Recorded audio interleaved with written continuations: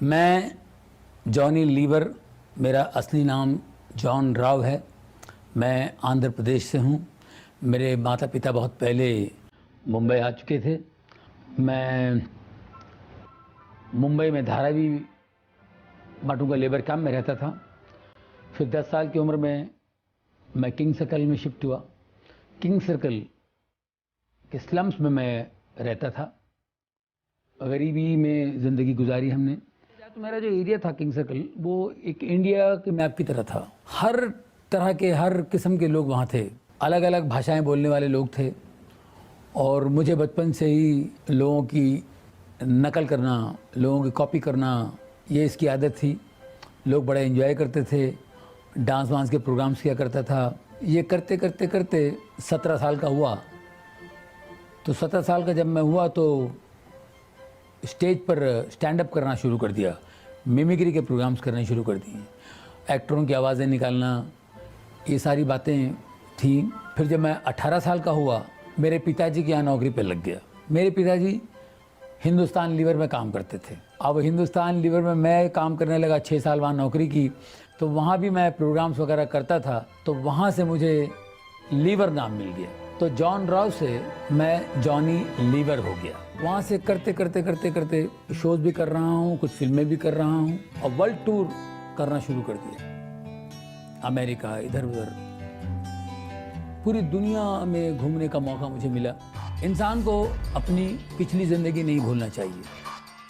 मैं ये भूल गया कि मैं हिंदुस्तान में एक मजदूर था। हर एक का दिमाग ख़राब होता है, मेरा भी दिमाग ख़राब हुआ था। मुझे याद है मैं शोज़ के लिए एसटी बसों में सफ़र करता था। 3rd क्लास डिब्बे में मैं सफ़र करता था विदाउट रिजर्वेशन। अब उसके बाद जब आप फ्लाइट में उड़ने लगते हैं तो ज़मीन आसमान का फ़र्क हो जाता कर दिए। जॉनी के सामने अपने इकलौते बेटे की जिंदगी का सवाल था। अब वो जो ट्यूमर है इतना सा था, वो इतना बड़ा हो गया 2 साल में। हमने होम्योपैथी, आयुर्वेदिक बहुत सा इलाज किया, कुछ नहीं, वो ट्यूमर इतना बड़ा हो गया। अब वो ना उससे ठीक हो रहा है आयुर्वेदिक से या होम्योपैथिक से, और ऑपरेशन के लिए भी नहीं जा सकते। 2 साल गुजर गए। पहला ऑपरेशन 2000 में था, अब ये 2002 तक का कुछ नहीं हुआ। हमने बहुत से बाबाओं के पास गए, स्वामियों के पास गए, कुंडली जो भविष्यवाणी करते हैं उनके पास गए। ये सब चीज़ें हुई। बच्चे के लिए इकलौता बेटा है, इसके लिए जो जहाँ बोले वहाँ जाते थे। उन सब ने कहा कि ऑपरेशन के लिए मत जाना, ऑपरेशन मत कराना, बच्चा चला जाएगा। और एक कुंडली वाले ने तो कहा था कि 2002 तक ही आपका बच्चा है, उसके बाद आपका बच्चा नहीं है। अब बच्चे से मैंने कहा, देख बेटा, अभी मैं कुछ नहीं कर सकता हूँ, तुम्हें और कोई चीज़ चाहिए मैं तुम्हें दे सकता हूँ, ये उसका काम है, मैं नहीं कर सकता हूँ। क्या कोई ऐसी शक्ति है जो जॉनी लीवर के बेटे को बचाएगी? मेरे बच्चे को हर प्रेयर मीटिंग में हम ले जाते थे, कहीं से इसको हीलिंग मिल जाए। बहुत से लोग प्रेयर प्रार्थना करते थे, ये ट्यूमर निकल जाएगा, इसके गले पे ये ट्यूमर नहीं होगा। हमने कहा जी जी जी जी, लेकिन 2 साल तक हमने देखा कुछ नहीं हुआ। एक बार हम लोग अमेरिका गए थे, अमेरिका वगैरह घूम फिर के निकले। अब एक संडे हम लोग चर्च में गए, तो वहाँ मैं प्रेयर के लिए खड़ा था।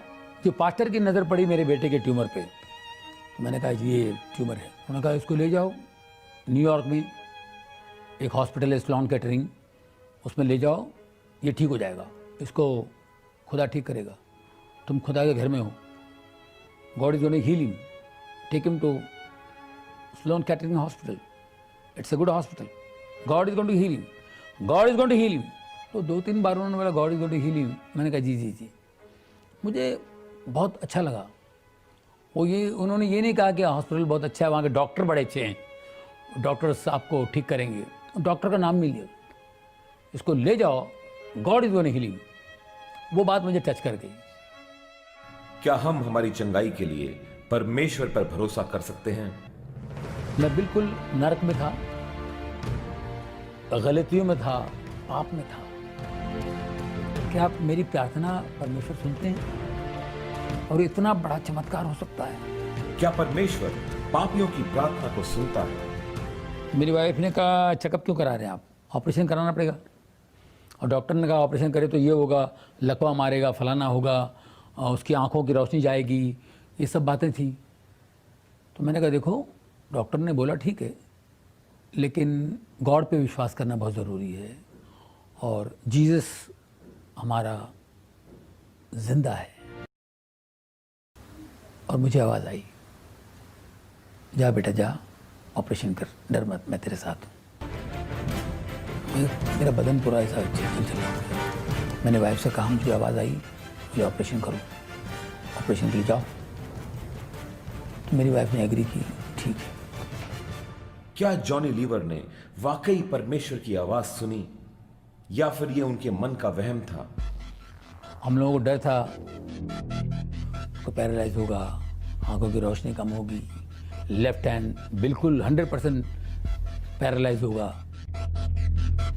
यहाँ बहुत से लोग प्रार्थना कर रहे थे मेरे बेटे के लिए, हम भी बहुत प्रार्थना में थे। अब सिर्फ हमने परमेश्वर पर विश्वास करके ये तय किया था कि ऑपरेशन कर लिया जाए। अब ऑपरेशन के दिन 3 घंटे का ऑपरेशन था और मेरा बेटा ऑपरेशन थिएटर में था।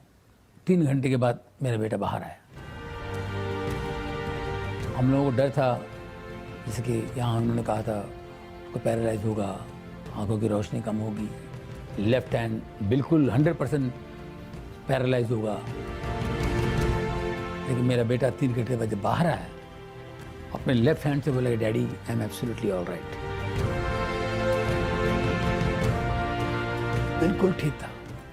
11:30 बजे वो बाहर आया और 12:30 बजे वो वीडियो गेम खेल रहा है। बिल्कुल कोई प्रॉब्लम नहीं। मैं बिल्कुल नरक में था, गलतियों में था, पाप में था। मैंने कहा कि आप मेरी प्रार्थना परमेश्वर सुनते हैं और इतना बड़ा चमत्कार हो सकता है, और ये चमत्कार कोई मजाक नहीं है, कोई मामूली चमत्कार नहीं है, इसको मैं इजी नहीं दूंगा। जिस दिन मेरा बच्चा ठीक हुआ, उसका ऑपरेशन बिल्कुल सही तरीके से हुआ, उसको जब चंगाई मिली, मेरी जिंदगी बदल गई। इतने बड़े चमत्कार का जॉनी के जीवन पर क्या असर हुआ? अब इसके लिए मुझे दारू छोड़ना पड़ेगा, सिगरेट छोड़नी पड़ेगी। वो सामर्थ जिसने जॉनी के बेटे को चंगा किया, क्या वही सामर्थ जॉनी को उनकी बुरी आदतों पर विजय दिला सकता है? तो मैंने सोचा कि भाई जिंदगी में बदलाव तो आने चाहिए, तो ये सारी चीज़ें छोड़ दूँ, शराब, सिगरेट, ये वो। मैंने सारी चीज़ें छोड़ दी, शराब, सिगरेट, गंदी बातें बोलना, किसी के बारे में गलत बोलना। मैंने कहा उसको छोड़ दो। शराब में 1.5 बोतल पीता था और 4 पैकेट सिगरेट पीता था। बहुत मुश्किल था मेरे लिए छोड़ना ये। बारिश के मौसम में बहुत तकलीफ होती थी, मुझे तलब आती थी, लेकिन मैं प्रार्थना करता था कि परमेश्वर मुझे शक्ति दे, यीशु मुझे ताकत दे, मैं नहीं हाथ लगाऊँ इसको। कोई कहता है कि वाइन तो पी सकते हैं, मतलब वाइन भी नहीं पीऊँगा, मैं टच ही नहीं करूँगा, कोई चीज़ नहीं पीऊँगा। जब परमेश्वर की रोशनी आती है तो एक ताकत आती है आपके अंदर, और उस ताकत से आप इन चीज़ों को फॉलो कर सकते हैं, इस मार्ग पे चल सकते हैं। हम अपने गलतियों से सीखते हैं, गलतियों से ही हम सीखते हैं, मगर गलती का पता चले तब ना। दोस्तों, जब मेरी ज़िंदगी में रोशनी आई तो सबसे पहले मैंने अपनी बीवी से माफ़ी मांगी, क्योंकि मेरी बीवी बहुत परेशान थी मुझसे। मैंने उससे बहुत बार, एक बार नहीं कई बार माफ़ी मांगी, क्योंकि बार बार याद आता था। जब भी याद आया माफ़ी मांगी, जब भी याद आया माफ़ी मांगी। मेरी वाइफ बोलती है अरे ख़त्म हो गया, अभी फिनिश, आप ऐसा मत कीजिए, अभी आपने इतना, आप में चेंज आ गया और आपने इतना कर दिया कि वो पूरा वसूल हो गया है। मेरी ज़िंदगी में इतना बदलाव आ गया है। 2002, आज 2013 है, 11 साल हुए हैं। बहुत कुछ करके, इतना कुछ कमा के, नाम कमा के, पैसे कमा के, शांति नहीं थी। और मैं बीच में 10 साल काम नहीं किया, इनकम बिल्कुल नहीं था, लेकिन मैं शांति से था, पहले से ज़्यादा शांति। मेरी औरत बोलती है आप कमाते नहीं, फिर भी हम लोग हंस रहे हैं, एंजॉय कर रहे हैं, प्रभु की स्तुति कर रहे हैं, प्रभु का धन्यवाद कर रहे हैं और खुश हैं। तो ये दौलत जो है, ये दौलत हर एक की ज़िंदगी में चाहिए। तो काम अच्छा भी होता है, बुरा भी होता है। अब आपके ऊपर है, अच्छा करो या बुरा करो, टैलेंट को अच्छी तरीके से यूज़ करो या बुरी तरह से। तो मैंने क्यों ना अच्छा काम क्यों ना करें, जब परमेश्वर की देन है तो अच्छा काम क्यों ना करें। तो अच्छे रोल्स आते हैं तो मैं करता हूँ, अच्छे शोज आते हैं मैं करता हूँ, फैमिली वाले जो बैठ के मुझे सुने, अच्छी बातें सुने, और जब भी वक्त मिलता है परमेश्वर की सेवा करता हूँ। इतनी शांति मिलती है मुझे, मेरे परिवार में खुशी है।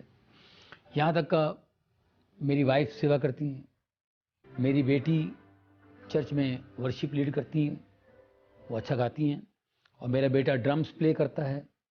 हम चारों मिलकर सेवा कर रहे हैं और आज हमको इतनी शांति है और इतना सुकून है। जो बदलाव मेरे जीवन में आया है, मैं चाहता हूँ यही बदलाव आप लोगों के जीवन में भी आए। आप भी परमेश्वर को जानें, कौन है सृष्टिकर्ता, वो एक है, वो कौन है। परमेश्वर का हाथ थाम लीजिए, उनके बेटे यीशु के नाम से आपका हाथ थाम लीजिए।